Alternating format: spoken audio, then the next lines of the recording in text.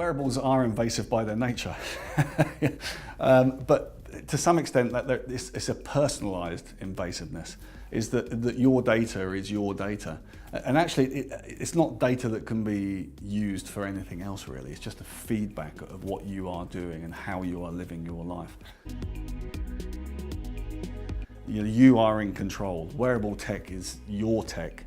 You're in control of where that data goes, who sees that data. So you can narrow it or expand it as much as you like, as much as you feel comfortable with. And so to some extent, is it invasive? Of course it's invasive by its very nature, but it's up to you where you take it in terms of its invasiveness and who you share it with. I think the key is that actually how invasive that is all about choice. So where you choose to let people see your data. And I think that's the key to wearable, is that it's in your control. And the great thing about wearable is that at the end of the day, it stays on the wearable until you upload it somewhere. And then having uploaded it somewhere, it's where you upload it to from there. So it's about granting access. In other words, it's in your control. So is it invasive? Yes, it's invasive, but it's only as invasive as you choose to make it.